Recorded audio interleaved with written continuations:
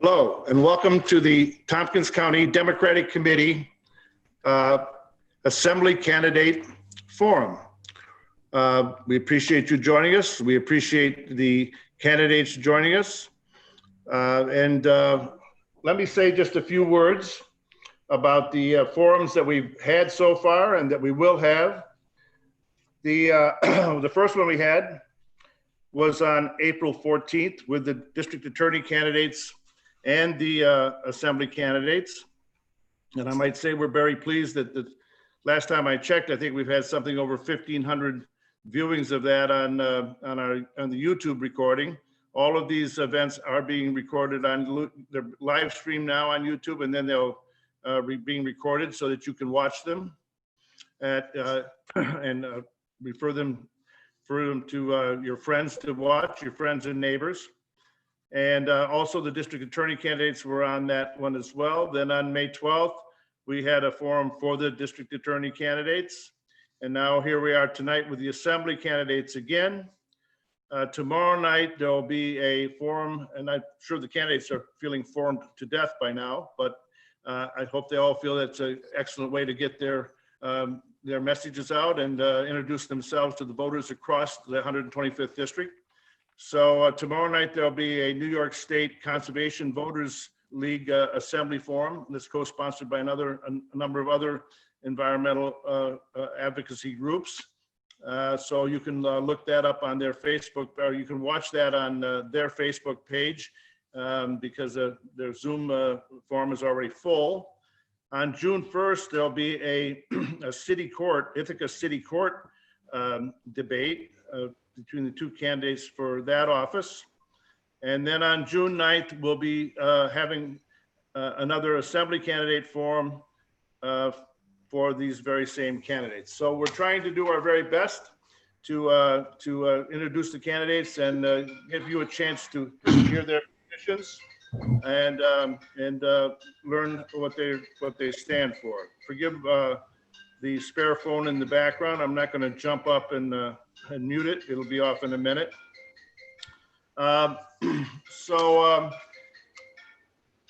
In all of these forums, these contests are for the June 23rd primary that's coming up shortly, just a little less than a month.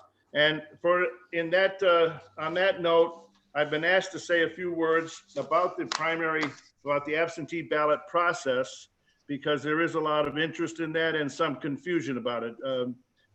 So let me go through these notes from the Board of Elections, and hopefully they will be helpful to you. And of course, when in doubt, call the Board of Elections, which you can do at 274-5522. That's 607-274-5522, or go to their website. But here's the overview. The June 23rd primary is coming up, and we know there is still some confusion about how to vote safely. Though you can still vote in person during early voting and on election day, we'd like to encourage folks to help keep our poll workers safe by applying for an absentee ballot and voting by mail. All enrolled Democrats should have received an absentee ballot application in the mail by now. If you did not get one, you can still submit your application electronically to the Board of Elections, or you can call the phone number I already gave you. The Board of Elections must receive your absentee ballot application by June 16th. By June 16th, they have to receive it. Be sure to check the temporary illness box in the section asking why you are requesting to vote by absentee ballot, per Governor Cuomo's executive order. This reason is only valid for the June 23rd primary. Keep in mind that you will not automatically be mailed a ballot for the June 23rd primary. You must first apply by mailing in the absentee ballot application. Very important to understand that. Under New York State law and New York State Constitution, it's not legally possible for the governor by executive order or the legislature to have simply sent ballots to everybody. It's a complicated question that you can look up on, you can look up on your own, but it was not legally possible. It has to be done by making a universal, no excuse absentee ballot process. Once you apply, you can expect to receive 2 ballots in the mail, one for the presidential primary and 1 for state and local elections, including the 7 candidates for state assembly. The ballots must be postmarked by June 22nd and received by the Board of Elections by 7/2. These are also postage paid. So that's the notes on the primary process, the actual absentee ballot process. And if you have questions about that, please call the Board of Elections. Let me also say, take just a moment to say a couple things about the Tompkins County Democratic Committee, which I think is important to let folks know that the Tompkins County Democratic Committee, just like all other political committees under New York State election law, form an official role recognized under election law in helping to identify candidates and then nominating them, as we're in the process of doing here through this primary election, but also nominating your candidates by getting the petition signed and putting them on the ballot. And this is a very important part of the process, the small d democratic process that helps you have a local government at the town and the city level and judges and and so on and so forth, right up through the state assembly and state senate and congressional representatives, all the way up through the presidency. So we just want you to know that that all Democrats living in Tompkins County are welcome to come and join their local Democratic committees. We encourage you to do that. It's not a closed club or by any stretch of the imagination. Any registered Democrat living in Tompkins County is welcome to join their local Democratic committee. There's one in every town and in every ward. And then if you're interested, you can proceed to join the county committee as well. So with that said, let us move into the actual candidate forum. And let me just say in that regard that, of course, these candidates are all, and we appreciate they're all putting themselves forward to run for our assembly representative in the 125th Assembly District, which has long been represented by Barbara Lifton. I think it's important to give a shout out to Barbara, who's devoted the last 20 years of her life to representing us at the state assembly with devotion and passion and thorough dedication. So we appreciate the hard work Barbara's done over the years, and we know that one of these fine people, when they win the primary, will go on to serve in that role for us as well. So the candidates we have tonight are Lisa Hochul, Bo Harbin, Seth Murtagh, Sujata Gibson, Jason Leifer, Anna Kellis, and Jordan Lesser. We're going to proceed by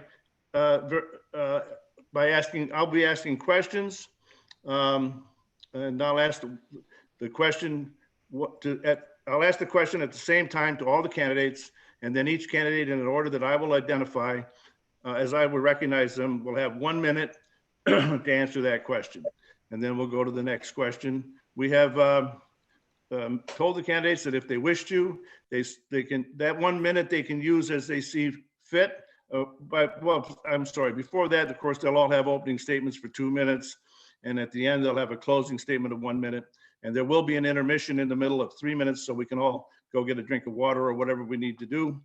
And, but for the actual questions, they'll have 1 minute, and we have encouraged them, if they want to engage with other candidates, either by agreeing with their positions or critiquing a position or responding to a critique. It's up to the candidates how they wish to use that 1 minute, but there'll only be 1 minute per candidate per round, and we're not going to be doing individual back and forth with time allotted for that. So I hope that's all clear, and if it's not, then I'll make it clear as we go along. So with that said, let us begin the opening statements, and we'll start with Lisa. Thank you very much, Jim, and I want to thank TCDC and you and Katie and Ted and your crew for the hard work you're doing to make sure all of us get a chance to be acknowledged, to be recognized, and to be understood by our constituency. It's really greatly appreciated. I've spent my entire career in public service. I have a background in education, both as a former teacher and as a former school board president. I worked in public broadcasting. I raised money at Tompkins County Community College as the head of their foundation, working to help the underprivileged and people who are trying to access additional educational opportunities. I've worked at Syracuse University. My most recent experience has been in the healthcare field in terms of helping individuals who are underprivileged or who have needs that they can't access elsewhere in terms of behavioral health, mental health, and addiction services. It's a highly regulated field. Certainly the most important aspect of what we do every day is we process Medicaid claims, because about 85% of our population is Medicaid funded in terms of their health care. We have seen a huge spike in needs when it comes to mental health and addiction services, not just during this pandemic, but before the pandemic even started. I'm running for office because I believe that my passion and my proven ability as an employer, as a healthcare provider, as an educator, can help our community move forward. If we have not seen how important government is during this crisis, then we just have not been paying attention. But most importantly, I want to talk about integrity. I work in a compliance environment where I must disclose conflicts of interest and other issues that I might address every day in my work environment. I bring integrity to that process, and I know that you can support that type of leadership in Albany. I'm here for you people, I'm here for our constituents, and I'm here for our community. Thank you. Bo. Thank you. Good evening. I really appreciate the opportunity to speak with everyone again in this second forum. Instead of giving you a long resume like we went through in the last forum, I just wanted to go through and focus on my top priorities in this election. First for me is passing the New York Health Act. One of my first acts in going into the assembly is I will co-sponsor the New York Health Act. And I'm going to fight the inaction of Albany on this basic human right. We've seen in this pandemic that healthcare is an essential human need and a human right. And we have the opportunity here in New York to make sure that we cover everyone and do it at a lower cost for all New Yorkers. Second, funding education. We must fully fund our education from universal pre-K through college, and we need to stop the cuts and we need to stop the experimenting by Governor Cuomo. The budget approved this year was another punch in the gut for our local communities and for marginalized New Yorkers. And we haven't done enough for our children through childcare, universal pre-K, all the way through to college. Third item, guaranteeing economic recovery for all. Our recovery must be green, renewable, and fair for all, not just the billionaires and the corporations. And finally, fourth, we need to expand rural broadband. Rural broadband coverage is a key to our future and must be a public utility available to all. We have to expand rural broadband coverage and cellular service, and we've seen this in this pandemic. The opportunities for rural broadband are massive. It will help lead our recovery. We'll be able to have access to higher paying jobs, remote working, delivery of telemedicine, new child education opportunities, and more. But we cannot achieve this through a patchwork quilt of small pockets of coverage. We must push ahead and reframe our view of broadband access, not as a nice to have, but as the public utility it should be. The Rural Electrification Act provides a tremendously successful template for this action. And it is not just, it needs leadership and resolve to move forward, and I will bring that to Albany. Thank you. Seth. Thank you, Jim, and thank you to the leadership of TCDC for organizing another opportunity for us to address the public. My name is Seth Murtagh. For the last 8 years, I've served on the Ithaca Common Council, where I've been a champion for affordable housing, for walkable neighborhoods, and for sustainable development. In the city of Ithaca right now, we have the largest investment in affordable housing in decades. We have traffic calm streets that have improved safety for families and pedestrians and bicyclists. We have miles of new sidewalk that have been improved thanks to the sidewalk we passed in 2013. As chair of the city's Planning and Economic Development Committee, I was heavily involved in these efforts. For the last 5 years, I've also worked for Assemblywoman Barbara Lifton as her communications coordinator. And in that role, I've gotten to know community leaders all across the 125th Assembly District, working on projects as diverse as stormwater improvements in the village of Trumansburg, to the city of Cortland's plan to purchase and renovate the former Parker School as a new site for childcare providers. And during that work, I've had a fabulous example of leadership in Barbara Lifton. I think the Assemblywoman Barbara Lifton has been a stellar representative for this district, and that's the legacy that I want to continue in Albany. I'm sure we'll have a very good discussion tonight. All of the people here have excellent ideas, but I want to stress this one thing. It's not enough to just have policies. It's also important to be able to work with people to put those policies into place.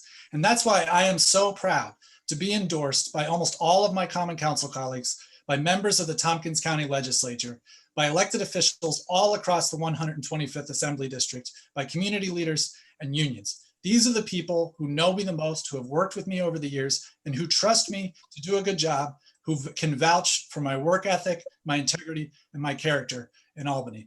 And it would be the greatest honor of my life to be your next representative in the New York State Assembly. Thank you. Sujata. Good evening. My name is Sujata Gibson. Thank you so much for having me. I am a lawyer, a teacher, an activist, a mom, and I grew up here in this district. I was born and raised in the 125th, which I'm proud of.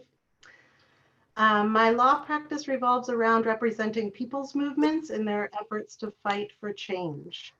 I was the lead attorney for the We Are Seneca Lake movement locally over the course of 2 years of very hard work by a lot of people and over 650 arrests. We successfully stopped Big Oil's plans to make the Finger Lakes the fracked gas capital of the Northeast.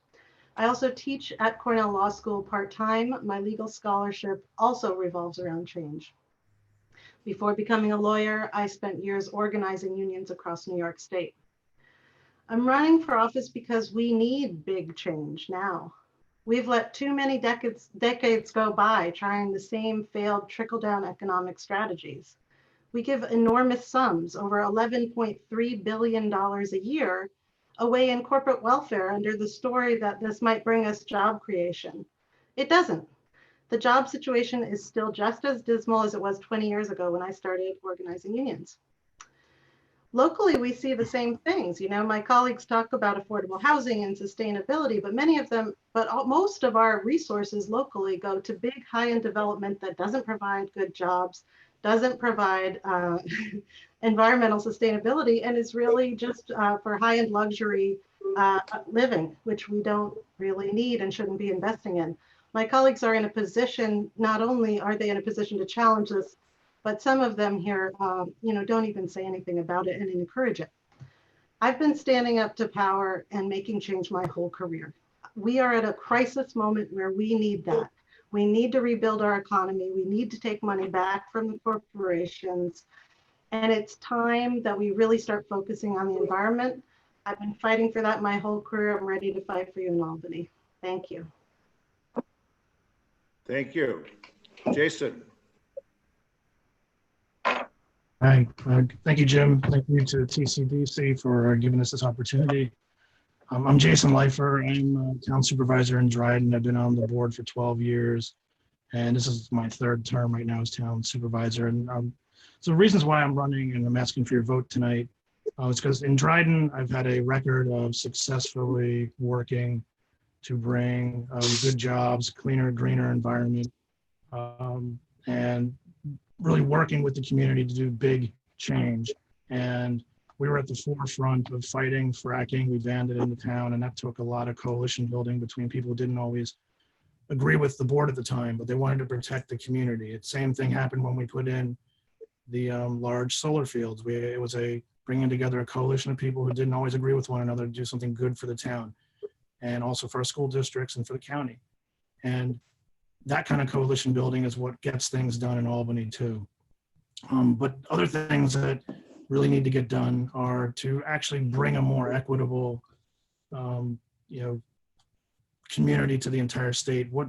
How many more times do we have to hear someone, a black man say, I can't breathe? Because that's one thing COVID has exposed even more recently is racism that's rampant throughout the country, and it's not going away. And what we need to do is actually do something about it. And I think this ties into everything, whether it's bringing universal health care, reforming our criminal justice system, things like legalizing marijuana. We have many things in this country that are driven by whether it's overt or implicit bias and racism, and that needs to change at the state level.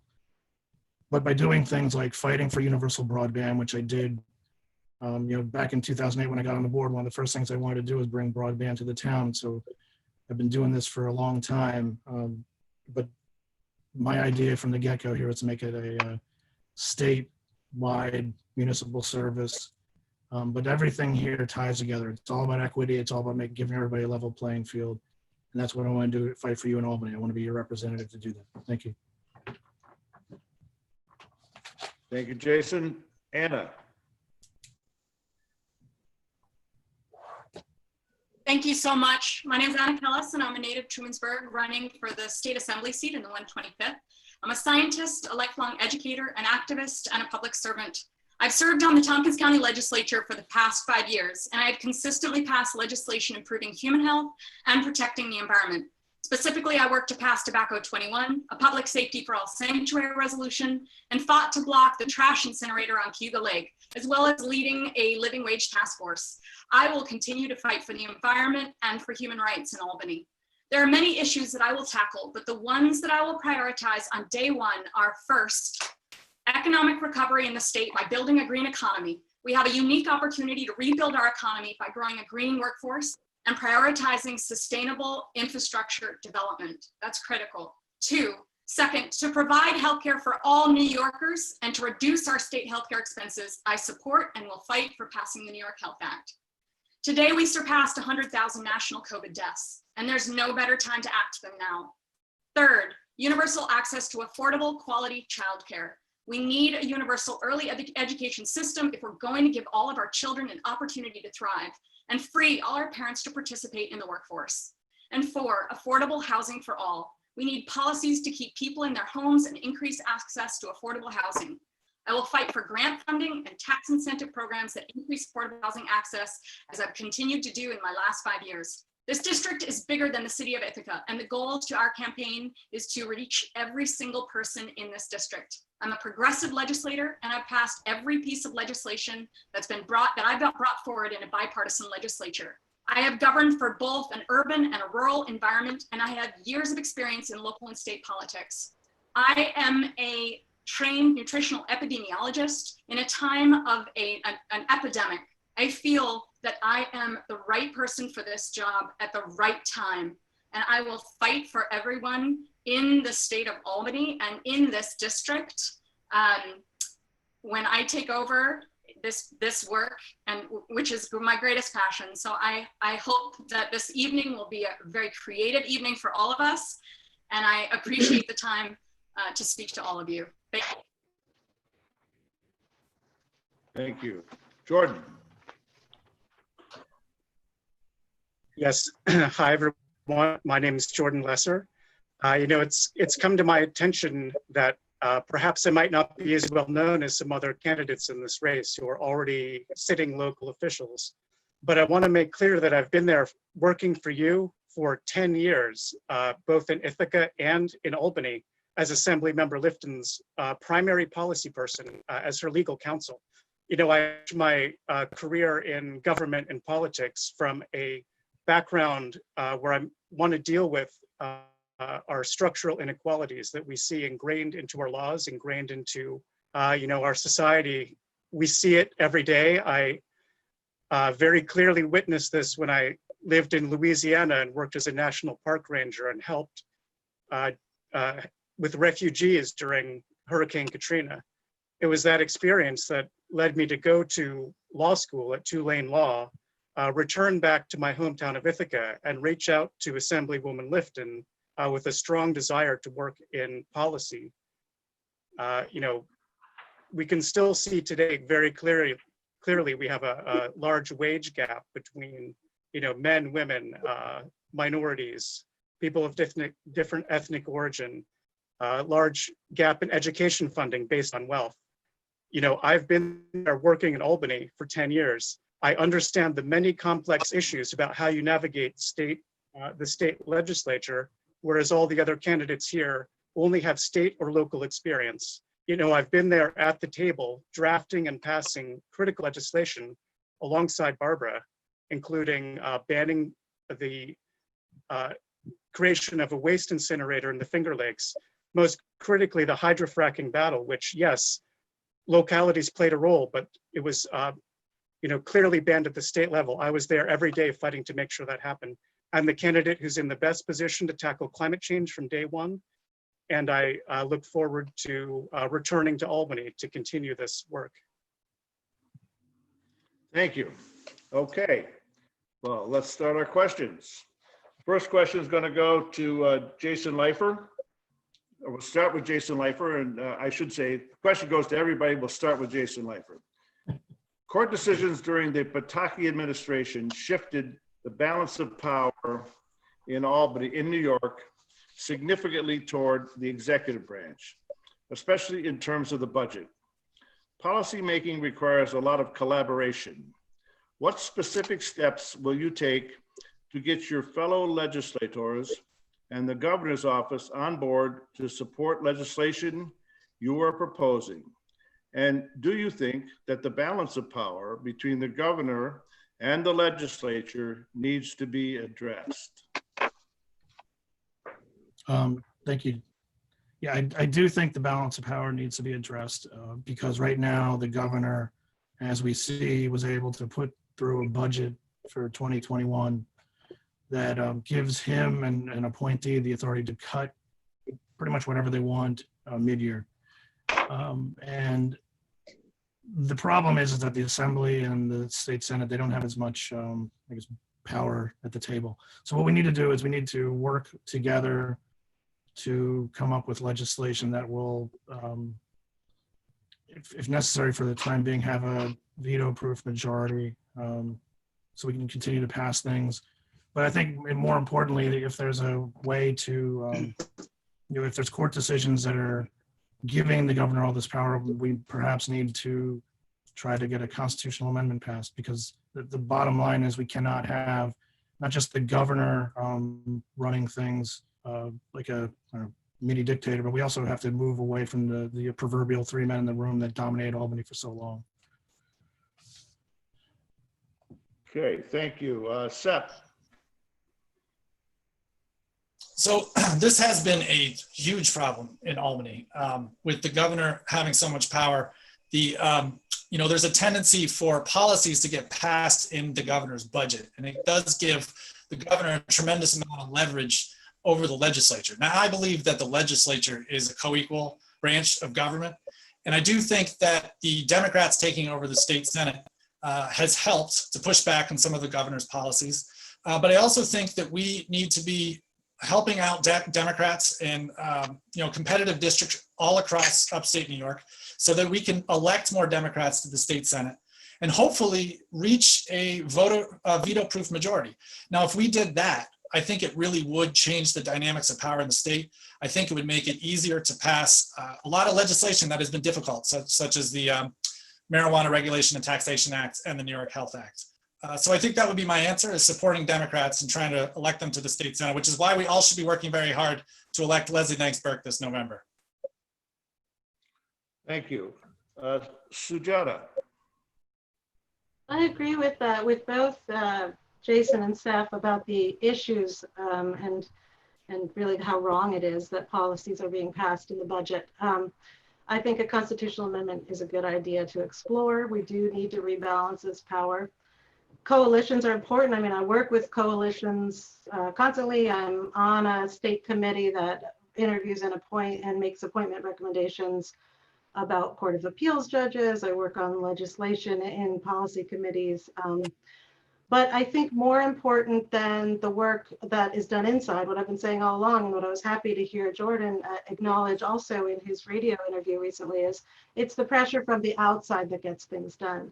So if we really want to make any changes in Albany, we need people out in the streets. I'm the best person to do that, to work with the movements. I've been doing that all my career. We need to put pressure on both the governor and the other legislatures to get these issues to the forefront of the table and make sure they're heard, and that there isn't a room in the darkness to kind of keep doing things the status quo. Thank you. Lisa. The governor has been legislating by budget for ever. And I think it's because the Assembly and the Senate have allowed him to do that. I think it's time. Absolutely, a constitutional amendment is going to be important. I was meeting with Heastie, Gottfried, and a number of other assemblymen just before the COVID pandemic occurred, trying to talk to them about the needs of healthcare and the needs for mental health and behavioral health providers, social service providers, to be able to receive adequate remuneration for their work. Meeting on the Hill with many of those legislators, there's this, it's his fault, it's his fault, it's his fault, it's his fault, back and forth that is not in any way helpful. We must rein this governor in. He's doing a great job on one thing right now, and it's the pandemic, but how about the arbitrary 2% tax spending cap that he's been allowed to legislate again through budget for years? The Assembly must take a stand. Thank you. Bo. Thank you. I would agree with with the consensus view that the balance of power is out of whack when it comes to the governor. But I think the key question that you were asking at the start of this was, what specific steps will we take to help work through that? And this is what I do on the Cortland County Legislature all the time. We work together on difficult issues. We dig through the data. We look at all the angles. We listen to all the voices on the issues. And there are many issues that are facing the state. And we come together and we distill that information down to help explain it to our colleagues, to the public, and to others, and work together to find a solution. We deal with issues of climate change and being able to move forward in climate change in Cortland. We've dealt with many other issues, and that's part of what I bring to the table is my years of experience in working with people on difficult issues, distilling the information down, and then leading to a solution for everyone. Thank you. Jordan. Yes, this is one of the perennial issues dealing with the budget and negotiating in Albany. And I've seen it happen for many years. But what we can't forget is that the voice of the people in Albany is the legislature. Who is most accountable to what you want in your district and what the people want from across the state? It is the next representative for this assembly district. So yes, we're not going to accomplish any shift in a balance of power without the power of the people behind making this happen. It's not like legislators sit around in a room convincing one another to do something because, because they all think it's a great idea. This all comes from you. It comes from the public. I would like to work against this issue. We do see good government groups in Albany raise this every year. It needs to expand beyond that and get many people there discussing it in Albany. We also need to make sure the editorial boards don't tear the legislature apart and empower the governor. This sort of implicit power balance is reinforced in the media every day. And I would work, with the coalition to change this. Thank you. Anna.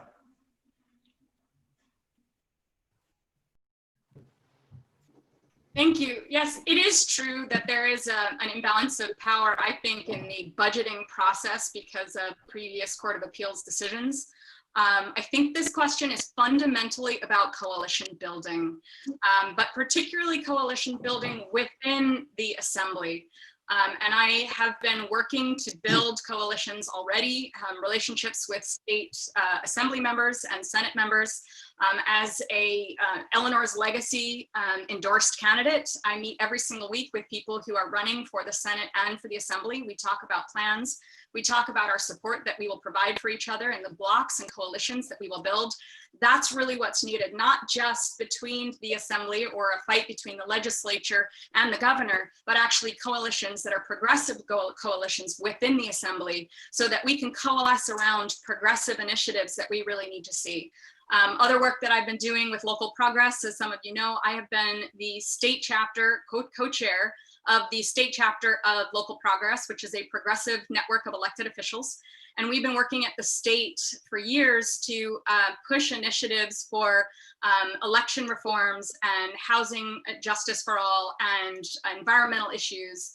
And those inherently are part of building relationships with state assembly people in order to push forward those progressive initiatives. But the most important is that there is that coalition building, which I've already started to do and will continue to do with assembly members at the state. And I think that is fundamentally the most important.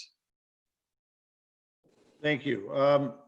In fairness to everybody, try to stay within the 1 minute time limits as best you can. I know that's hard to answer deep in, and complicated questions like this in a minute, but we have to do that in fairness to everybody. So next question.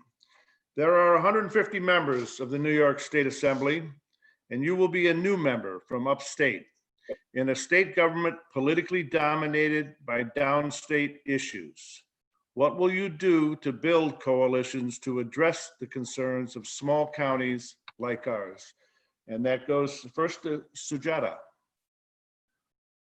Well, this is the same question. Essentially, although it adds the component of any one of us who's elected is going to, Albany is really, anyone who has familiarity with Albany knows that it's a pecking order and it's based on seniority. And any one of us that is elected, no matter the relationships we already have, they are going to be very low down at the bottom of that pecking order. So to actually effectively make change, it's going to take more than making friends and building coalitions. I have friends on the Assembly and Senate and relationships, but I think we are the most progressive district in the state. And if we really need to be the leaders for this change. So if we want to have our voice heard, we've got to bring the people with us. And that's the way that you get around this pecking order. You see that with AOC, you see that with, some of this new style of politics that's coming out. If you want to be able to get over the inertia of the status quo, you got to bring the people with you. Thank you. Next would be Bo. Thanks. The building of coalitions is a key component of what we do in county, state, and local governments. There are lots of competing interests and lots of competing experiences that we need to work through.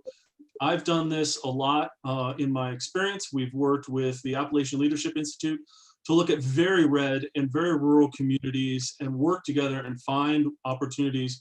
We can find consensus and find the way to move forward. We do need to bring everybody along with us. We need the people behind us. Absolutely, I would agree with Sujata on that. But we also need to understand what is going to drive individuals and not be afraid to push forward to make sure that we have a seat at the table. I have done this every step of the way in the Cortland County Legislature to lead by example, to step forward, to say this is the voice of what our district is looking for, what our rural communities are looking for, and I will bring that leadership to Albany. Thank you. Lisa. So in my work, I have been expanding my clinics from one small local clinic to a large regional clinics and clinic services throughout the region. It's been vitally important that I create coalitions and collaborations across the spectrum of service providers, local government officials, as well as state officials. I'm very familiar with our state assembly people, with our state senators, with our local congressmen, but I'm most adamantly in favor of the coalition building I've done on the local level, bringing local-based services and creating the win-win environment that really gets legislation passed. It may be a focus on downstate, but upstate issues are very, very important when it comes to overall needs. We have to be able to explain clearly and concisely to our downstate partners why we need what we need. We have to communicate it clearly because they don't understand our transportation issues, our broadband issues, our cell phone issues. We need to explain it and create the win-win collaboration that is so important at every level, local, state, and federal. Thank you. Anna.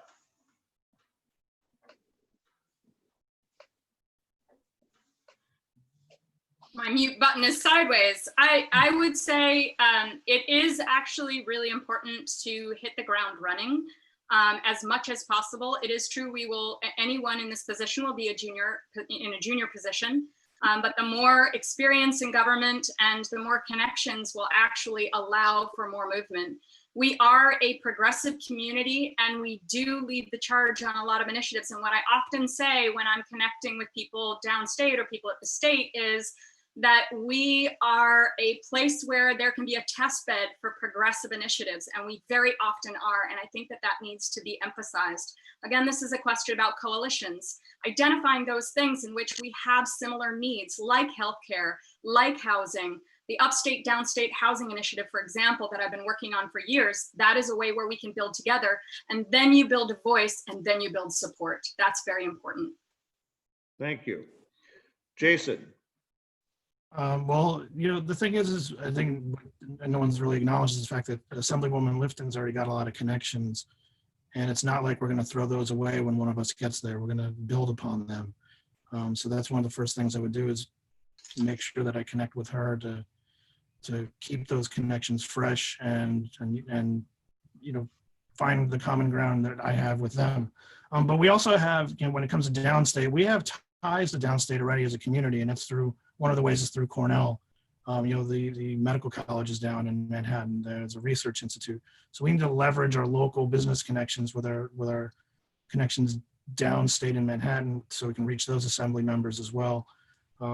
Because we really do have common needs in healthcare and things like rent control, energy. Upstate is going to be required to produce the energy to make sure downstate can meet its energy goals.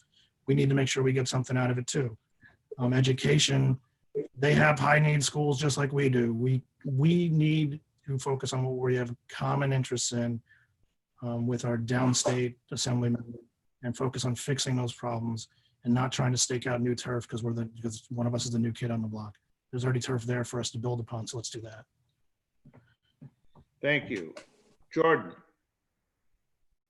Yes, first of all, I want to reject the idea that being in a state with New York City is somehow hurting us upstate. A huge amount of revenue and what goes into the state coffers comes from New York City. So this helps us upstate overall very greatly. But, everyone's talking about building a coalition, building a caucus. There already is one. There's the Upstate Legislative Caucus that forms every year and discusses internally, 10 or 12 members, what to push for as a group within the state budget together. I've been in these meetings. I've worked on legislative budget letters with this broad group of legislative colleagues. And yes, it plays off of what happens in downstate. Let's say the MTA is slated to get 300 million. Well, we see that and we say, okay, upstate transit also needs 300 million. We need to not be left behind, and we need to get an equivalent amount of services for our upstate districts. Thank you. Seth. I think this is actually a really excellent question, because this district has a lot of unique needs and is sort of unusual for a Democrat to represent. Most of the Democrats in the assembly are in New York City or the orbit of New York City. And there are a lot of issues that are unique to this district, like the water quality in our lake or internet connectivity problems in our rural areas that might not be on the radar of an assembly member from the Bronx or Brooklyn. So I think first what we need to do is we need to reach out to other Democratic Assembly members, upstate and state senators who are in similar districts, so our voices can speak in unison. We also have to reach across the aisle so we can speak in a bipartisan fashion so we're heard in Albany. And finally, we have to educate Assembly members from downstate. I've had the opportunity, Carl Hastie has done these tours of upstate Assembly districts. I've had the opportunity to accompany him on 2 of these tours. And it's been really enlightening seeing how he's learning about the issues in other parts of the state. If he's going to come here and learn about harmful algae blooms and rural broadband, I think I should have to go to the Bronx and learn about the issues there. And I think that's how it's done. It's done through mutual understanding and building relationships and forming coalitions to move a progressive agenda forward. Thank you. Next question.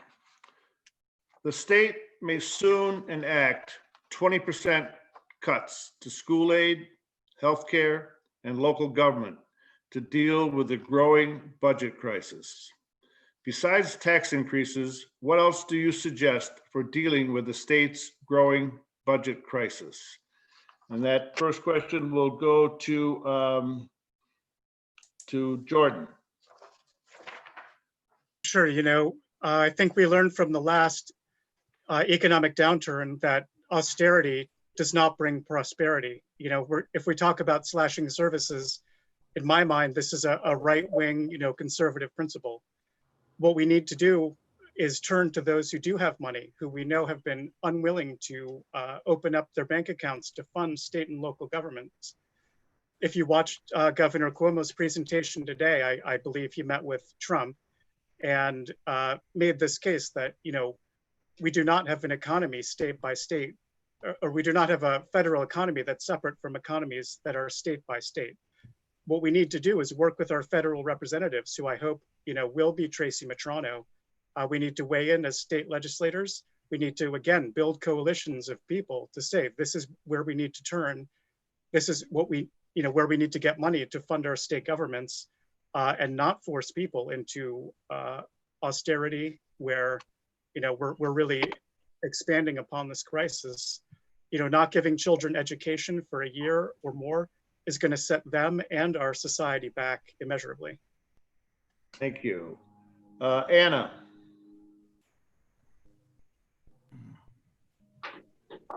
Seems like I might need help unmuting.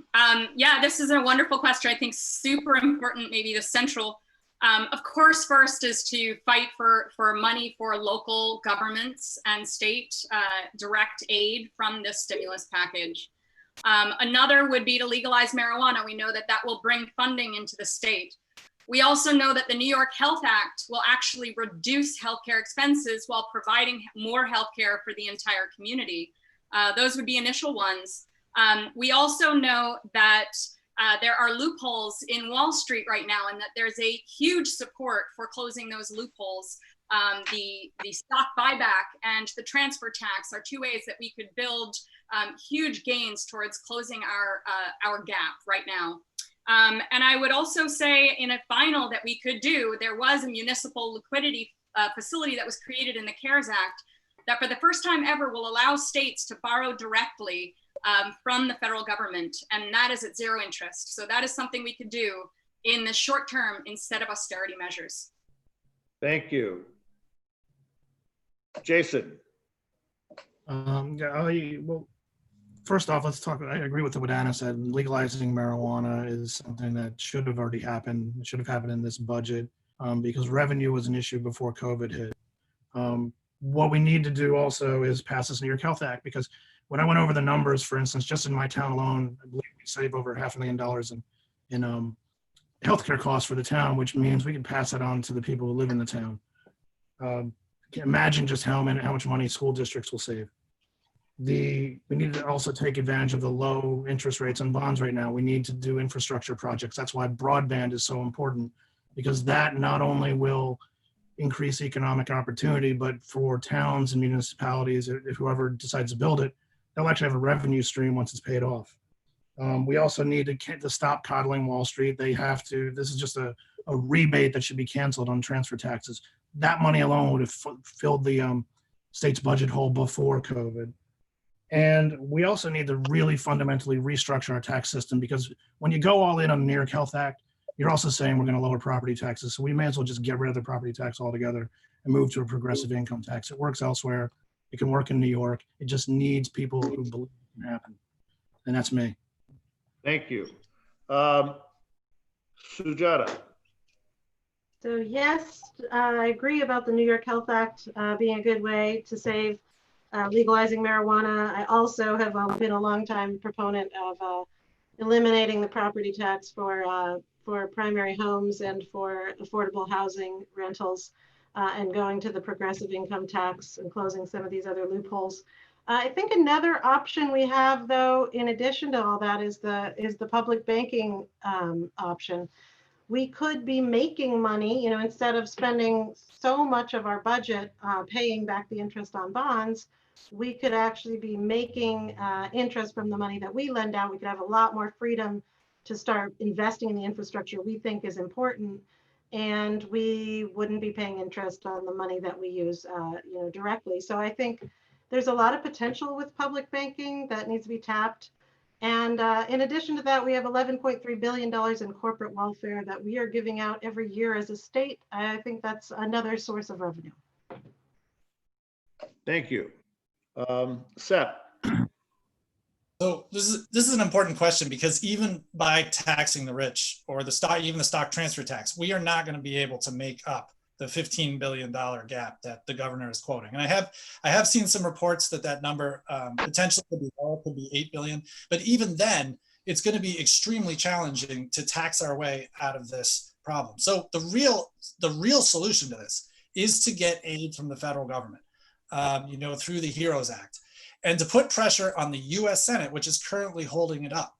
And I think we need to be doing everything we can to work with our congressional delegation to put as much pressure as possible on the federal government to provide direct aid to the state and local governments, so that we don't have these terrible cuts to our schools and to our Medicaid funding that's going to impact our elderly and the people who are most vulnerable in our state. That is what I think our priority should be right now. And it doesn't rule out the potential for tax increases. I think tax increases are something the state should also be looking at. But I don't think we should have any illusions that tax increases are going to get us all the way there. Thank you. Lisa? We got to do all these things. Are you guys crazy? This is a different world today. We have wasted 8 years of the opportunity to take funds from people who are experiencing the benefits of corporate welfare at the expense of our poor. I'm looking at a 40% cut in our behavioral health clinic, 40% cut, and we are already barely making it. We have highly trained professionals providing behavioral health care services. They are licensed, they have master's degrees, and I can barely afford to pay them a minimum wage, let alone a wage that allows them to be educated. All of these things must happen. The stock buyback tax, the bank tax, the mezzanine debt tax, the stock transfer tax, all of those things. We have the money, we're giving it to the wrong people. We should be using those funds to support those who are in need, not that already have their needs covered. And yes, the federal government must support us, because we are one of the largest revenue generators in the nation. And as Cuomo has stated numerous times, we give much more to the Treasury than we take back. All of these things need to be done. We need people who can think big picture and make these happen. Thanks. Bo? So the projected cuts at the state level is just the tip of the iceberg when it comes to the cuts that are going to come. And we need to stop everything. We need to stop the cuts. As Jordan said, we cannot achieve prosperity through austerity. This is going to happen at the state level. This is going to happen at the local level. This is going to happen at the city level. All of the proposals that have been put forward today are all good proposals. We need to look at all of them, as Lisa said. We need to stop letting the billionaires run the state. We need to tax the billionaire class. We need to legalize adult use cannabis, and make sure when we do that, that our farmers are the ones who are going to benefit, not big international agribusiness. We need to fund our recovery. We need to tax the billionaire, corporations. We also need to look at the liquidity loans. This is an opportunity for us to rebuild infrastructure. We have critical infrastructure needs across our district and across our state. We see our bridges are failing.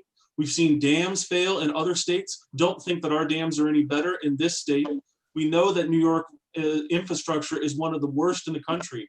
We should be investing now and rebuild our recovery to overcome the cuts that are going to be forced on us from Albany. Thank you. We'll do another question, and then we'll have our intermission, which would leave us time hopefully for another 3 or 4 questions after that to fall within our targeted 90-minute time frame. What did I just do here to my screen? Uh-oh, there it goes. So the next question. The Me Too movement has mainly focused on national politicians, but how do you see the importance of the Me Too movement in state and local politics? And we'll start with Seth. Well, I think the most important is that survivors of sexual assault should be encouraged to come forward to tell their stories, to have those stories heard, and that we should be doing whatever we can to support people who are in that position, who have had that trauma. And I think this is something I would absolutely support through the assembly, encouraging people who have been victims of trauma to come forward. And I think also looking at the Assembly's own policies. I mean, there is a long history within the New York State Assembly itself and within the legislature of sexual abuse, and making sure that our own policies as a legislature and as a government are tightened, and that we're following the rules when it comes to sexual harassment in the workplace. Because I think, it starts with the people who are leading. They have to be a model on this issue. Thank you. Lisa. This has been a women's seat for the past 17 years, and please don't take this the wrong way when it comes to the gentlemen that are in this race. They are very, very committed, dedicated public servants, but we need female voices in Albany and Washington. This has been a woman's seat. I think it needs to continue to be a woman's seat. My recent experience for the past 10 years running a mental health clinic, we are dealing with people who have ACEs every single day, adverse childhood events. I'm sure that Sujata and Anna, who have not had COVID here the way I have experienced, as I have had the experience of having sexual abuse, sexual harassment in the workplace. And absolutely, women need to lead and show by example that these are not acceptable behaviors. Today, 38.7% of children ages 0 to 5 have experienced at least one ACE, one adverse childhood experience, before age 5. By the time they reach adulthood, 59.3% have experienced an adverse childhood experience. This is mental health 101, guys. We need to help support these women. And I really do feel that women in office, women in leadership can help lead the fight on that. I want to be one of those people who do that. Thank you. Jason. This is it's an issue that actually I see a lot in my law practice. I represent victims of assault and sexual assault, and it has it's the sort of thing where you need to create spaces that are safe for victims to actually tell their story, and you don't want to victimize them either. There's women need male advocates too, and the thing is, I'm one of them. And what we can do here is, like Seth went into things at the I guess ethics commissions and talking about that in the state legislature. But what we really need to do is provide places like the Advocacy Center here in Tompkins County, like help them with actual funding. They do so much for victims of assault. We need to actually build housing for victims. People right now, because of this COVID crisis, are experiencing more domestic violence, and there's just no place for them to go because of the quarantines. We need to not just talk about creating spaces, we need to actually do something about it. And that requires money, that requires, changing culture, not only in the assembly workplace, but in workplaces in the private sector. And we're only going to do that by actually taking action at the state level, where it's passing legislation, changing,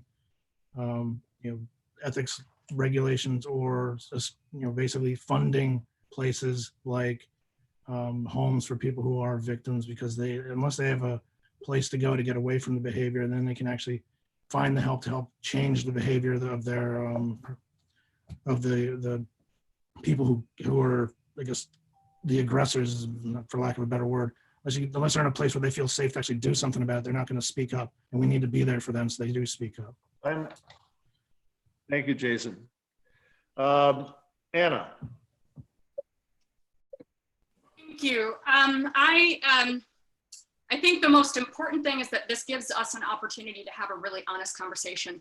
And I too am going to share here something that's really important. I had an experience this last year where I was leading a summit of local progress, and an episode happened during that. And during a lunch period, we closed all of our doors and kept everyone in and had an honest conversation about the Me Too movement that started with me getting on stage in one of the scariest moments of my life and sharing some of the worst experiences that I've had, of which unfortunately there have been several. And it was intense, but it was also empowering, and it gave an opportunity for women throughout the room to stand up and share what needed to be shared. Right now in the state legislature, only 30% of the legislature are women. It is still a patriarchal system, and it is a masculine culture. We do need representation to balance this, and women's voices need to be there so that we can rise up and share this truth. Thank you. Sujata. I agree, we need women. And not just because I'm running for office, but I'm a longtime advocate of women. I was the president of the Finger Lakes Women's Bar. I'm on the board of the Women's Bar of the state of New York. I draft policy and review policy and make recommendations on policy to protect women in the court system and in other contexts. I think there are things we need to go further with in terms of policy, and I agree we need more, more people who have advocacy work on this issue. I also represent women in family court with, it's a big part of my practice is working with survivors of abuse. And so we need people who have that understanding. We need women there because we need to have enough voices to make it equitable. And we also need to shore up our human rights complaint process so that when women face harassment, they're able to actually get relief, get support, and fight back. Because right now it's woefully underfunded and it's not, it's not as good as it could be in terms of that. Thank you. Bo. As a middle-aged white man, I don't presume to know the ins and outs of what women go through in the workplace and in public life. As a father of a teenage daughter, I do take this issue very personally. For me, I feel my role in this is first of all to listen and to believe women when it comes to the issues that are presented, and not to try to drown out the voice, but to amplify wherever I can assist to amplify. We need to look at, and I look at this regularly in the legislature on questions of income inequality. Are we paying men and women equitable wages? Are we believing women in our complaints process? And looking at policies and procedures that we have in place that have implicit bias against women, and looking and asking the questions, why are they there? Why do we have these policies in place that are archaic policies that need to be rewritten for the modern era? I also work hard to help recruit and get women elected to office. I've done this in the Portland County Legislature. I've done this in the Democratic Committee to help move forward and bring more women to the table at all levels of elected office. Thank you. Jordan. Yes, it's been liberating and empowering to see the emergence of the Me Too movement over the past couple of years. These are issues that I think most of us know have affected women or, maybe children or other people in our lives. But it's only been very recently that we've been able to have a public discussion saying this, abuse, sexual abuse is rampant in our society. So, the fact that today we are beginning to pull back the veil, I think is very important. This is what led to taking certain actions in Albany, like passing the Child Victims Act a few years ago. I believe if women and other victims of abuse hadn't been outspoken enough, we still might not have been able to implement, policies that are helping stop this from happening again. So what I would like to do in Albany is expose these, power structures that have hidden abuse for many, many years. That can be things like, the Boy Scouts, religious organizations, across the board. What we need to do is take a look at, how we can help victims who are still being hidden within these structures that don't allow for their voice to be heard and for them to gain peace and prevent further abuse. Thank you. We'll now take a 3-minute intermission. There'll be some important information up on the screen for everybody as to the YouTube links and other information about the previous forums. And for the candidates, if you'd like to, you can, stop your own video so that if you want to go to sleep for 3 minutes, which maybe I might do, just wake up in time when we come back. See you in 3 minutes. Thank you. Thanks, Jim.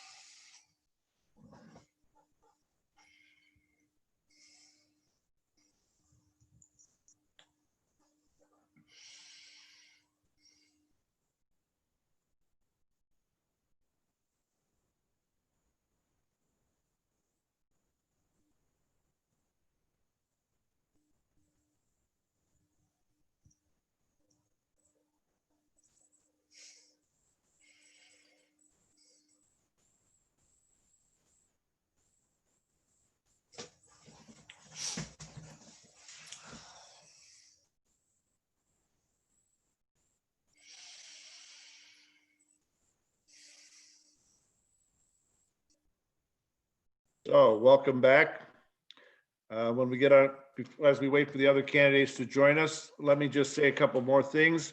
One is because of the New York League of Conservation Voters Forum tomorrow night, we have deferred any environmental questions for that forum.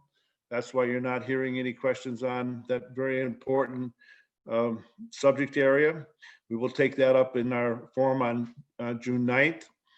Also, I neglected to introduce myself. I'm Jim Gustafson, the chairman of the Tompkins County Democratic Committee. So once again, welcome and thanks so much for joining us.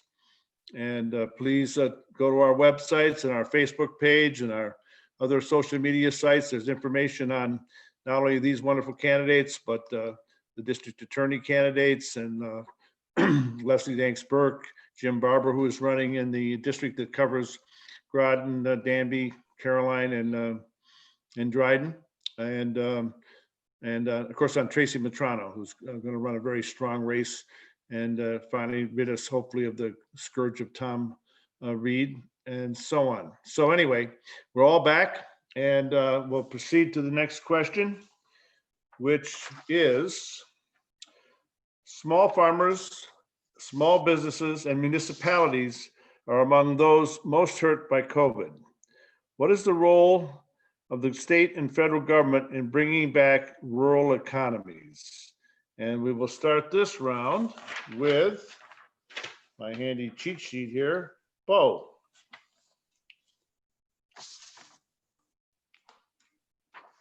Oh, have you muted? I'm sorry. We got you guys muted. My apologies here. Let's see. Sorry. There we I go. was trying to get the mute button. Could I have the question again, Jim, please?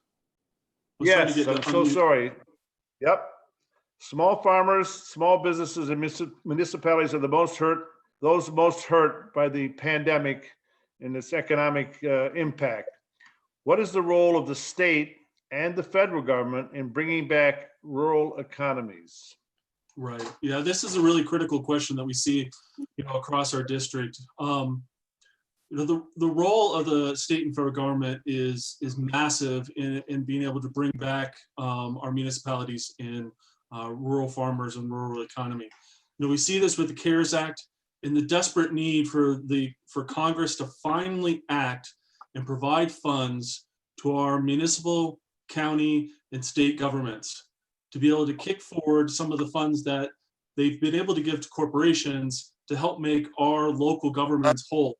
We see a $5+ million deficit looming on the horizon just in Cortland County. Every one of our local municipalities are dealing with this issue. They do not have the funds and the depth to be able to go to all of their taxpayers and try to pull themselves out. We need the federal government to come in and help us. At the state level, we need strong leadership to be pushing back to the federal government to be able to say, we need these funds. They also need to be pushing back to the corporations and billionaires to say, it is time, damn time, for you to pay your fair share for everybody in our state. It's very often that we go, yes, Jordan was right that earlier on when he said, we work with downstate and a lot of the funds from downstate come to upstate.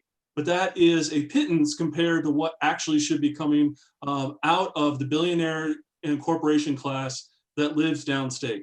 This needs to come and flow across the state to help provide and lift us all up so that our farmers, our essential workers, and everyone can get back to work and back to making New York a great state. Thanks. Next will be Sujata.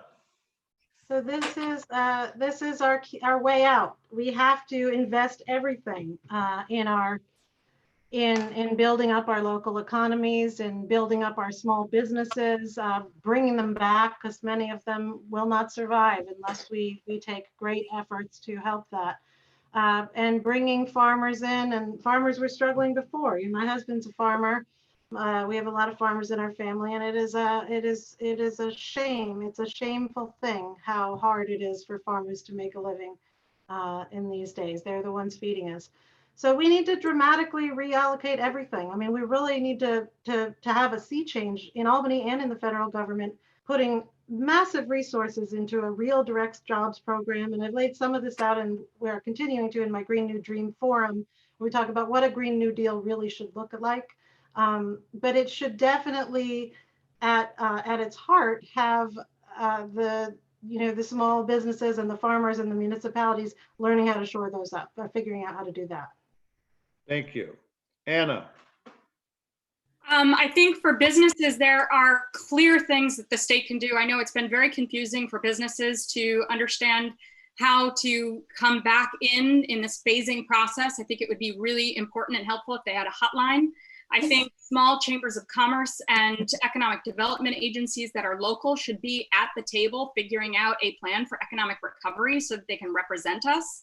I also think that one of the big things that we've had a problem with is the lack of equity in the taxation for businesses that are online.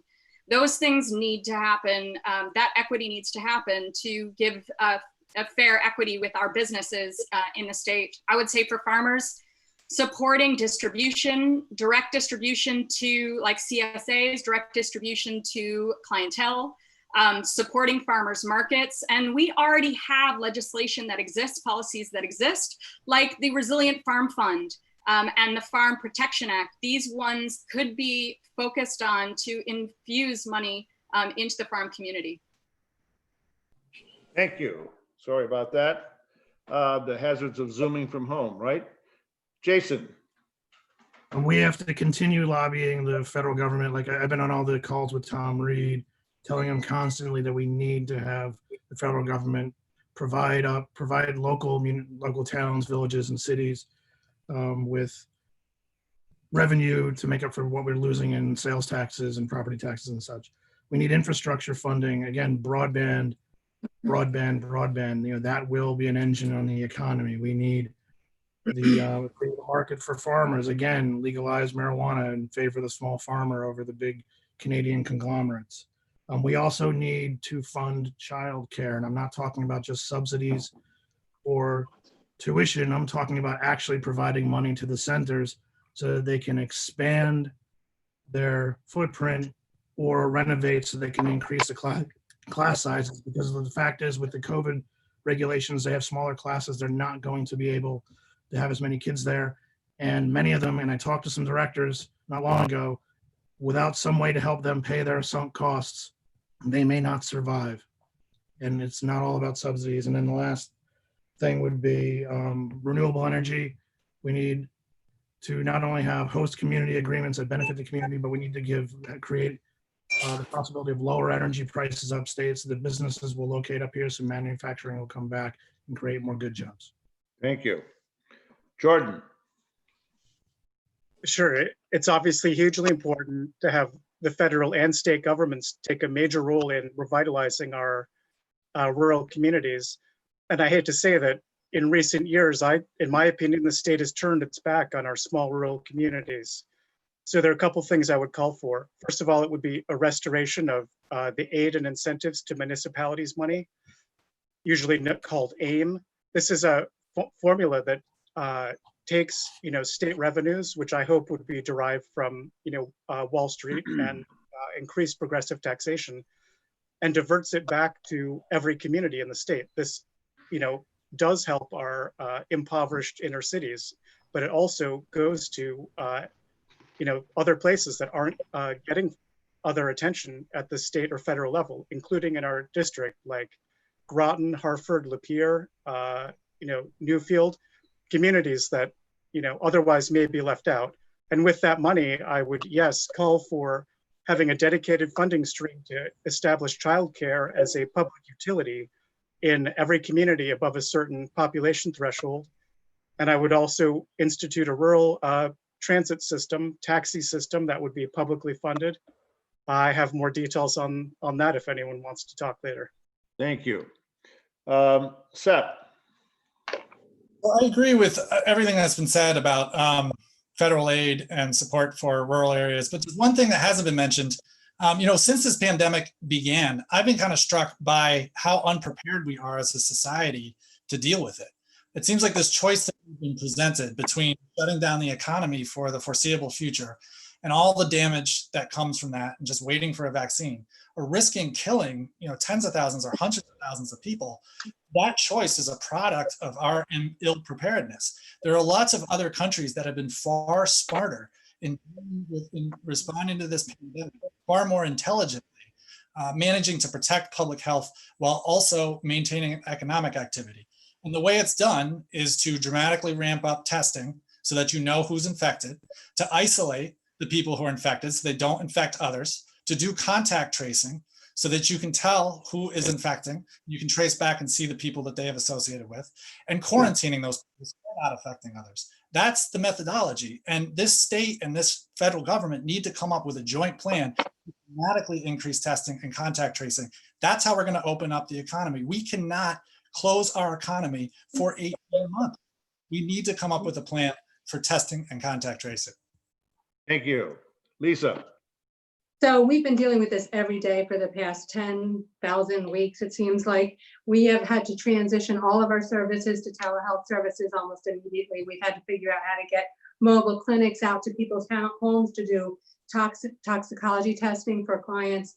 We are foolish if we miss this opportunity to transform our system of doing business to one that actually embraces technology. That does go back to the very important need of broadband in our communities and wireless access for cell services. That also speaks to how important it is that our people in Albany understand how work on the ground occurs. Legislation has been happening. I'm still waiting to be told what's going to happen through the Office of Mental Health and Office of Alcohol and Substance Abuse Services in terms of being able to allow to continue to provide telehealth in an area where we have no public transportation. So this is where we really need to take advantage of what's occurred during this process and use it to make transformative decisions on a policy level. I agree with Seth. We can't sacrifice our children and our grandparents on the altar of the economy for the rich. I agree with Jordan. This is an opportunity for us to have conversations with people in the communities in New York City that are suffering because they do not have access to funds. And this is our opportunity. We have to remember we can only do it one time. If we reopen wrong, we will regret it. Thank you. This is our opportunity to do it correctly and do it well together. Thank you. Next question. Excuse me. We had the campaign for fiscal equity, CFE, court ruling almost 20 years ago that said the school aid formula had to be reformed to help middle and low wealth schools, and also said the state needed to add money to the state education budget in order to accomplish that. Where are we as far as implementing that court ruling? And what is your view of the current status of state support for public education, including community colleges like TC3? And we will begin with Lisa. CFA has never really been fully realized when it comes to funding. I believe, as many of the other folks on this forum have stated, that we need to move away from property taxes to fund education. We should be looking at the benefits that our teachers garner through their union supports as examples of what everyone should be able to receive when it comes to healthcare and retirement services, instead of as the enemies. If we don't fund education, if we don't fund community colleges, especially as we look at alternative economic development opportunities in the green economy, then we have again missed another opportunity to really fully help people participate in our economy. I think that CFE has been ignored by the governor. Again, this is another example of legislating by budget, and I'd like to see more advances there. And I think we need to pull our teachers unions and other groups along those lines into a greater conversation and make demands around better opportunities for our teachers, for our students, and for our children to benefit from what they should be benefiting from fiscally. Thank you. Next would be Jordan. Sure. I think one important benchmark of what makes our society is having access to high quality education. And this is something that New York has historically used to its advantage to attract a lot of businesses. People will talk about, oh, this is a high tax state. Why would any business come here? Frankly, we're a very wealthy state. And a lot of that relies on the fact that we've had a good education system over time. But yes, the CFE court ruling has never been fully implemented. We're now still about 4 billion behind. And, I and many other groups in Albany, including the Board of Regents, know and understand that this is unacceptable. This helps exacerbate our ingrained inequalities. Take a wild guess what districts aren't receiving, the money they deserve. It's rural districts, including in our community, and it's poor, often minority districts and cities. This is where the state needs to step in. It needs to make the difference. We're all living here together, and everyone will be better off if we have better education for everyone in our state. As far as community colleges, I would look at alternate funding mechanisms to not make it based solely on the full-time equivalency hours. Yes, that can work well at other times, but when enrollment drops, our colleges get hammered. So I support a hold harmless formula, especially as we go into COVID, not knowing what it means for continued enrollment. So thanks. Okay. I'm going to read the question again because we've had some requests from the people watching on YouTube and engaging in chat. It was a long question, a complicated one. We had the Campaign for Fiscal Equity, shorted acronym CFE, court ruling almost 20 years ago that said the school aid formula had to be reformed to help middle and low wealth schools, and also said that the state needed to add money to the state education budget in order to accomplish that. Where are we as far as implementing that court ruling, and what is your view of the current status of state support for public education, including community colleges like TC3, which are so important to our community, so many in our community? And that next person to answer that will be Bo. Thank you. So the short answer to the question, where are we? And my response to that is we're criminally far behind where we should be. We've had 20 years plus to get this right and to move forward the education of our children, and we have failed to do so. We've taken baby steps, but the time for taking baby steps is over. We need to fix the formula that forces our communities to increase property taxes to pay for education, which in our rural communities and our inner city Ithaca is an unfair approach to how we fund education. We need to make sure that we fund our education system all the way through. We need to look at how we fund SUNY schools. We haven't seen throughout the past 10 years increasing tap gap between the ability for low-income students to come to our SUNY schools, our excellent SUNY schools, and the amount of funds that the state actually pays to those education institutions. And the gap is widening. We need to kill that gap. So we need to look at up and down our education system and properly fund the programs that we hold dear, including TC3, including SUNY, including all of our institutions of higher education.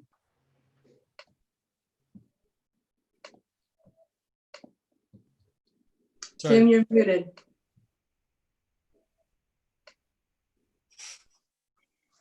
Sorry about that. Seth, couldn't read my lips? I certainly support a full phase-in of the campaign fiscal equity money, that 4.1 billion that's remaining. There's been some progress. I think originally it was around 7 billion and paying that, but of course the recession set it back quite a bit. I also think that there needs to be a real soup to nuts analysis of the foundation aid formula to make sure that the state aid is getting to the districts that need it most. There's a lot of political games that have been played with that funding. Long Island getting a portion and then New York City and the rest going to upstate. It really needs to be done according to an objective formula that takes into account the need of each district. When it comes to TC3, that is an absolute priority for me. I've written about this. I wrote an op-ed in the Ithaca Voice about it. I think it's especially critical now because TC3 can really serve as the engine for our recovery. TC3 is shifting in a direction focusing on more workforce development. They've always had a great nursing program, great culinary program, but now they're looking at actually linking up students with careers in local workforce. And I think that's going to be especially important when we think about our climate goals and the green economy to train the workers to do those jobs. So support for TC3 is a top priority for me. Thank you. Anna. You're muted, Anna. Anna, you're muted. You're muted, Anna. Every time. You're muted again. So I think it's really important that people understand foundation aid. Foundation aid is specifically a chunk of money that was set aside, created specifically to create parity. It is so important that we have equity in quality education, that everyone has access to quality education. That was the purpose of foundation aid. And in 2006, that was instituted and things were put in place to create supports, teachers' aides, reading teachers, et cetera, to increase the equity and decrease class size and the supports in certain low-income and middle-income school systems. In 2008 to 2010, that was specifically cut, and it has not been replenished. So there's about a $4 billion deficit in that specifically. So we are lacking in equity. That is the thing that's so important. That is the component of educational support that needs to be reinstituted so that we can reduce those class sizes again, so that we can create that support. But the community colleges, the state is supposed to pay a third of the budget for community colleges. They never have. They pay about 20%, and that absolutely is a travesty. That is where workforce development happens, and those are most important in communities that have disadvantaged populations. So that funding needs to be at a third of their budget. Thank you. Jason. We're woefully behind in funding our schools, the CFA program. And the thing is we don't have to be, because today, for instance, the stock market went up over 500 points. If we didn't have that rebate from transfers of stock transfers, we'd have some money for that. And as we know, like billionaires have, New York's billionaires have actually increased their wealth over this time of COVID while everybody else is suffering. So we know the money's there. We just have to have the will to make sure that New York State governs for everybody and not just the already well off. TC3 is in Dryden. It's an anchor in our community, and they've also been very helpful in training our EMTs. So we definitely need to make sure that state funding at the 1/3 level happens, and I'll make sure that does happen. But the other thing, the state has been increasing charter school funding at a faster rate than public school funding, and that just needs to stop. We're in the business of educating kids in public schools. These are private landlords, private institutions, and we need to prioritize our public school system over them. And the last thing is that we need to make sure that there's equity, and then within the way the governor is still always dabbling with innovation, we have to make sure that innovation actually reaches our rural communities. And Lisa mentioned this before about transportation, and we've all been talking about broadband infrastructure. If we're going to have distance learning and maybe staggered school schedules in the near future, we have to make sure everyone's got access to not only a way to reach their teachers, which they all don't right now, but when they can get to school, or when they are able to go to school. Thanks, Jason. So thanks. Sujata. Yes, we are woefully behind on our legal obligation to fund schools under the CFE ruling, but and it's going to be worse. We're only at the beginning of seeing what this economic devastation is going to do to all of our budgets, and they're already. The first thing Governor Cuomo does is say he's going to set up a task force to reimagine education. Well, it's full of people like Bill Gates, who is the one who pushed through disastrous programs one after another, like Common Core and high stakes testing, which were horrible, abysmal failures, and which he really had no business to do. So putting Bill Gates in as a reimagining of New York and saying we need to close down schools is not the way to do it. We need to be getting rid of the property tax model of funding schools and really put our money where our mouth is. Our schools are our future. When it comes to places like TC3, there's nobody that cares about it more than I do. I went to TC3. I was the class president of TC3. I sat on a million committees back 25 years ago, 30 years ago, whenever it was I was there, working on how to make the kind of, apprenticeships and other programs that they're doing now. My parents taught at TC3. I think community colleges are vital for our recovery, and we need to invest in them. Thank you. Next question. And this will fit right in, as you all will recognize immediately. The need to generate corporate profits has limited investment in broadband infrastructure in underserved rural and urban communities. The consequences of this inequity is highlighted by the pandemic when people are working and schooling from home. What would you do to increase broadband service in underserved areas? And we'll start with Anna. I think that this is a pretty straightforward question in that it directly needs investments. We have a real need for universal broadband, period, end of story. I am not a fan of the Reimagine program. You can't do art, you can't do hands-on, people who are kinesthetic learners, kids who are kinesthetic learners, needing mental health supports. But during this transition, to not have access to the internet is creating such a massive divide that it may be situations where people can't recover very easily. So I think the need for universal broadband, the focus specifically on rural areas, fiber optics is a great option specifically, but those are investments that are needed, and they're needed by the state specifically. Thank you. Seth. So, in 2016, Governor Cuomo predicted that in 2 years, the entire state would have high-speed internet. And here we are, it's 2020, and we see that there are vast swaths of upstate New York, and including this Assembly District, that don't have coverage. The rural broadband program has had very mixed results. There are two bills in the state Senate. They're sponsored by Jen Metzger, who's a state senator in the Adirondacks. And the first bill would establish a right to the internet for all New Yorkers. And it would direct the Public Service Commission to look at service gaps, and it would create quality standards for internet companies. So that's definitely legislation I'd support. It has broad bipartisan support in the New York State Senate. And the last thing I'd just say is that this isn't just a rural broadband problem, it's also a rural problem. Our rural communities are really being left behind. It's not just the internet, it's also transportation, it's also housing. So we as a state and the federal government have to come up with a joint plan for rural America that of course would apply to the rural parts of the 125th Assembly District. Thank you. Jordan.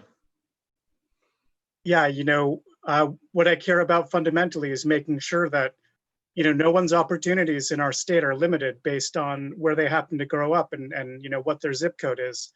We've seen with COVID and frankly, before COVID, that lack of access to high-speed internet is holding back, many aspects of our lives. Now it's been increasingly highlighted because children can't, get any school lessons unless they have access to this.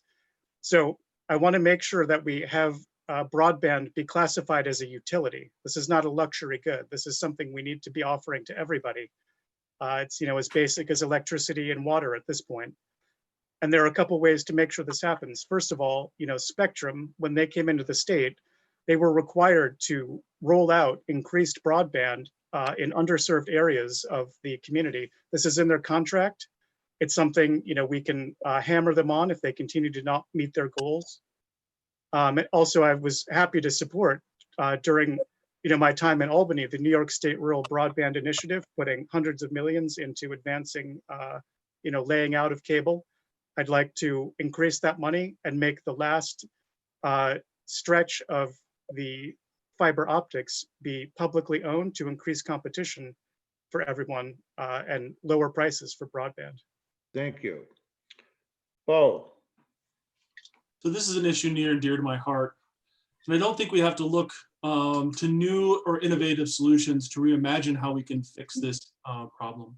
We only have to look back to our own history of success in the Rural Electrification Act of 1931 and the Tennessee Valley Authority on how we can bring a public utility to all of our residents. This is not a nice to have, this is not a luxury good. This is a critical infrastructure need that all of our communities must have access to. We need to also throw away the term broadband. It is a loose term that has been easily manipulated by the governor to say we have rural broadband. We don't. We need a scalable, robust, instantly upgradable service that it provides internet access to all of our residents. We also, along with that, must find ways to provide subsidies and supports for people to purchase the devices, rent the devices, or have use of devices that would allow them to access this public utility. Just because they have rural broadband coming to their home doesn't mean that our poorest residents actually have the ability to access it. So this is a multi-step and multi-pronged process, and we only have to look to our history of the 1930s for a solution. Thank you. Lisa. Again, this is something I'm living with every single day as we move to telehealth and telemedicine. We're providing services for the addicted in Herkimer County, where there are huge swaths of the Adirondacks with absolutely no broadband. And Albany thought that telehealth was going to be the answer to all of our psychiatry issues, and not one of them understood that Cincinnatus, New York, and parts of Varna, New York, have no cell service and no broadband service. And when we were trying to deal with giving people telehealth, we had to deal with the fact that they didn't have minutes on their phone. I agree with everyone here. This is something I think we can all agree on. It's a public utility, it's a public right. We have the money to do it. We don't have the will. And that's where we have to make the change. We can make this happen. Bo is absolutely right. The TVA comparison is absolutely accurate. In European countries, they have done this. It cost my daughter $20 for massive amounts of data when she was in Europe, when she studied abroad. We don't look at it that way, and that's wrong. The monopolies that Spectrum, Time Warner, that the other broadband companies have continued to hold should not be allowed to continue. Remember, a lot of the people who were providing cell service got that spectrum for free from the FCC, and they're making millions on it and paying not a dime in taxes. Thank you. Sujata. I absolutely support the New York State Rural Broadband Initiative. I really applaud the work that Jason has done in Dryden. I think fiber optic cable and making this into a public utility is absolutely the way to go. What I don't support is going the opposite direction, like my colleague Seth Murtagh just did with this Common Council, rushing through things like 5G wireless, which we know might have health concerns, and even which he admitted in an email to me before going into that meeting that he had concerns about, but the Common Council just rushed and voted it through. We don't need that. We don't need risky technologies. What we need is fiber optic cable to get to every home that we can have as a public utility that can then lower the cost for everyone instead of incentivizing technologies that hundreds of scientists around the world have concerns about. So I have a forum tomorrow night with some of the world experts on this issue, including somebody who runs a collaborating center from the World Health Organization to discuss that issue. And I hope that people will join. Thank you. And Jason. So this has been my pet issue. We need fiber to the home. And the way that the state's done it has proven to be really a failure. We keep throwing money at these corporations and by bringing them to court, and nothing is ever enforced. They use the money we give them to build up their own assets, to increase speeds of existing customers, and yet they do nothing to connect people who have no connection at all. The bottom line is the only way it's going to happen is if municipalities, whether it's a town, a village, a county even, does this. And the way it'll work is by providing money, because you can do this by just a financing system, because the fact is, and our study in Dryden showed that you will have a revenue generating service at about the 10-year mark. And what that does then is it just completely flips the script on how you can even finance other projects in your municipality. Instead of sending money to Spectrum or Frontier or any of these other companies, you're keeping it in your community.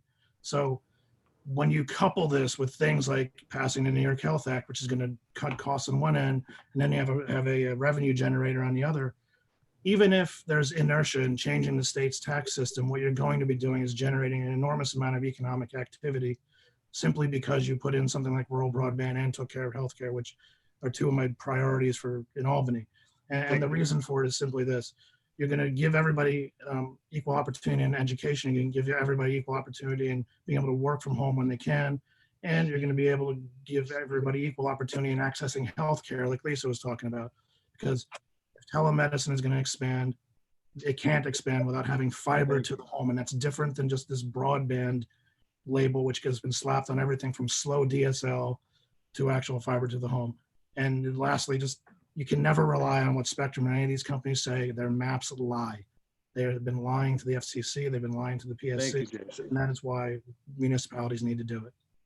So we'll wind up with a sort of a fun, simple question, which hopefully you'll give a short one-sentence answer to, more or less. Where would you like your district office located? And we'll just go around the box because I don't have an order drawn out for this. Seth. Take Hart State of Ithaca. And Jordan. You know, I'd like to purchase the Boatyard Grill and hopefully move in, you know, right there along the water. If anyone wants to join me. Jason. In Dryden, probably down the road from Hopshire. Anna. I think I might just set up a bench outside of Luna Cafe on Restaurant Row and meet everybody outside so we can all enjoy the fresh air. And Bo. I'd like to have my district office in two locations. One is in downtown Cortland, where we have available office space, and also the other would be in downtown Ithaca to make sure that people have access. And Sujata. Well, the Boatyard Grill sounds pretty good to me. I'll go with And Lisa. I have a mobile clinic that I'm probably going to end up having to purchase from my own clinic that I'm just going to drive around the district.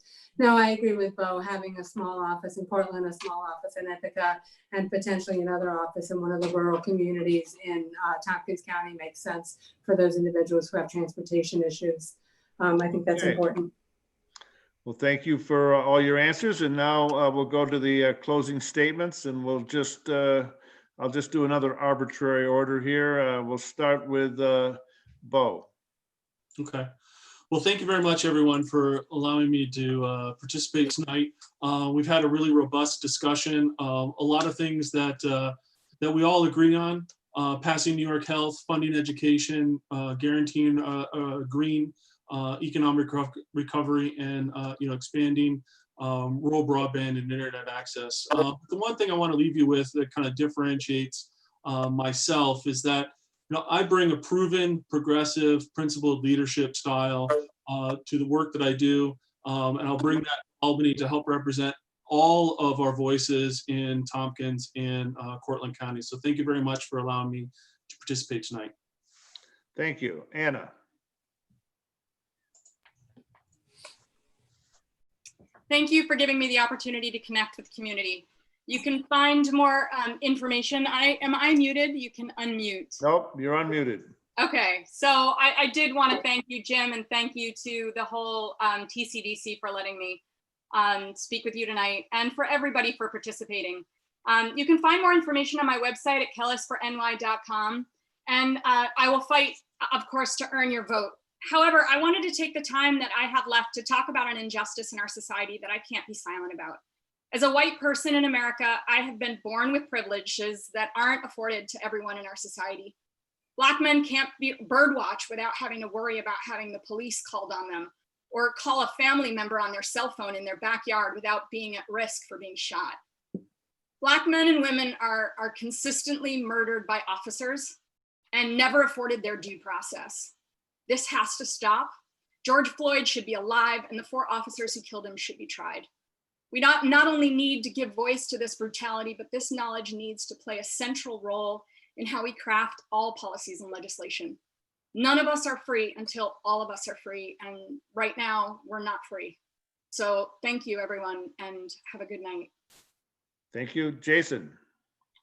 Thanks, Jim, and thanks to TCDC for hosting this. And I want to, just piggyback on what Anna just mentioned. George Floyd is just the latest in many of injustices. I mentioned this in my opening, and we're not going to have a equitable and fair New York until something's actually done about that. And if I go to Albany, I'll be looking to pass legislation to actually deal with that. Because when I was in New York City, I remember Amadou Diallo. I used to live there, and that was a huge tragedy back then, but it's been continuing, and we're talking, this is over 20 years.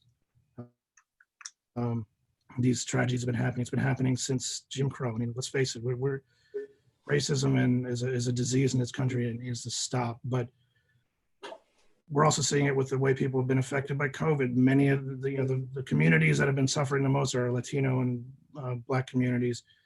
And it's because of, again, inequities in society, inequities in the jobs that they have. And, we talked about, Anna had mentioned something about being, I'm on the same living wage task force. It's just that, back when I became town supervisor, I wanted to see the county pass that, but it hasn't happened yet. And the thing is that with all these things we're talking about, whether it's healthcare, broadband, energy, every single thing is interconnected, and we're only going to make New York a better place for everybody if we recognize that and do something to make sure that every single New Yorker benefits from all these programs and all these policies, because that's the only way we're going to have, affordable childcare, affordable healthcare, affordable housing, and serve everyone equally.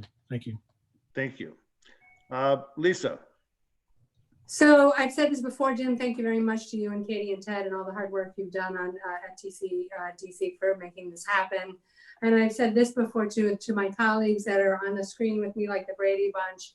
I think all of our voters benefit from this level of capacity, intellectual capability, and compassion in terms of making choices. I think, though, what we need to think about is not what we've done, but what we can do. And all I can tell you is that as a candidate and as an assemblywoman, I am passionate, I am proven, I can bring coalitions together, and I want to do it to benefit the residents of our community, especially our rural community members who I feel have been ignored for too long in Albany. The win-win always gets us there. You need to think about what someone can do with humor, passion, and compassion.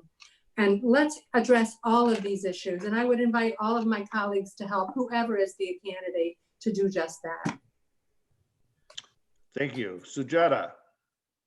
Well, I think, I have great respect for everybody here, but quite frankly, it's easy to say things. And it's a lot, it's easy to say a lot of nice things about how Black people need to be treated better in this country. But I'm a civil rights lawyer and I do this work every day, not just the week before the Black Town Hall. I am a fighter. I have a proven track record of standing up to power and making real change and winning. The Ithaca Times has called me the most controversial candidate because I stand up to the pharmaceutical companies. I stand up to, big corporations, and I've done that my whole career. And I like everything that everyone else is saying all of a sudden about, stopping the billionaires. But if you look at the work that's being done right here, you will see that there's been a lot of upholding of the status quo.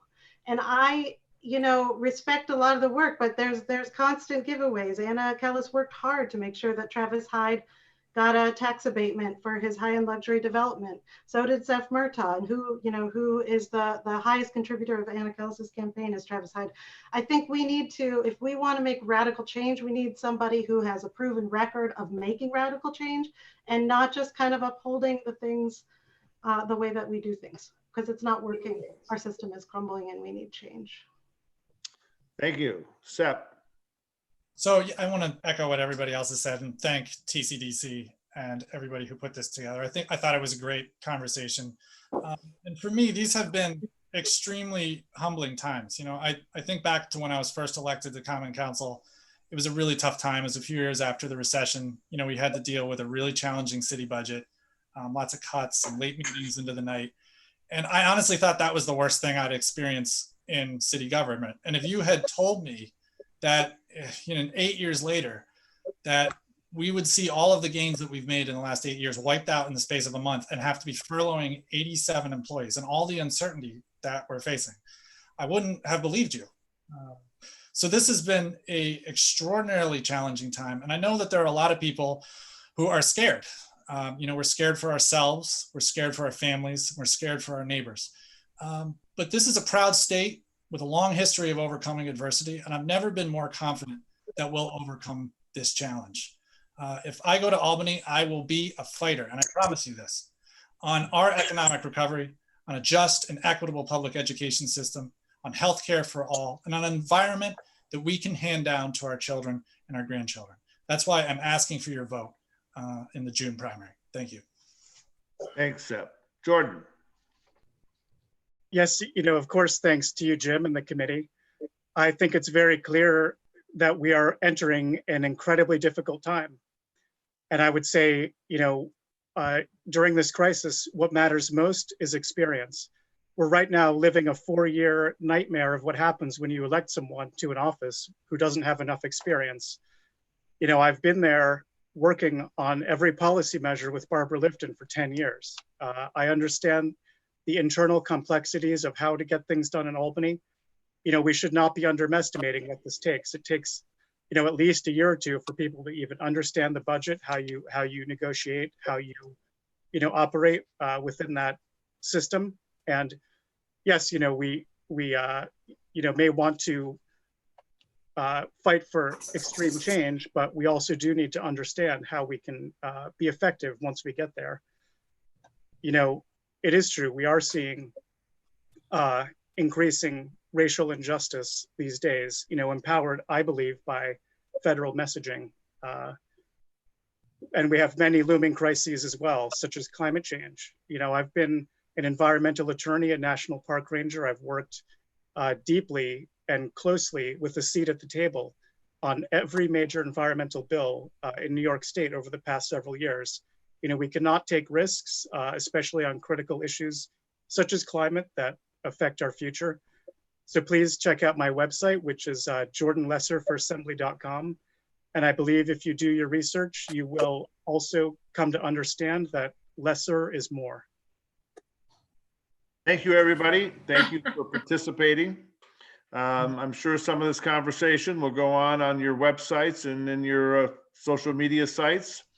And you'll be, I know, in other forums even before you reach our next one on June 9th. So the conversation will continue there. So once again, I want to thank you all. I want to thank our wonderful team of TCDC members who helped put all this together. Ted Crane, our technology director, and Jennifer Lyons, who's our social media director. And the whole crew of people that helped me put the questions together and tried to make them as tough as they can for you folks out of the questions that are submitted to us by our very well informed and deeply committed Democrats in the Cortland and Tompkins community. So with all that said, thank you so much. Thanks for participating. Remember, this is available on YouTube. It will be broadcast on Public Access Channel 13, and we'll be publishing that schedule and the various links on our websites. And last but not really totally least, when you do go to our website or our social media sites, please consider chipping in to support the Tompkins County Democratic Committee so we can continue our good work.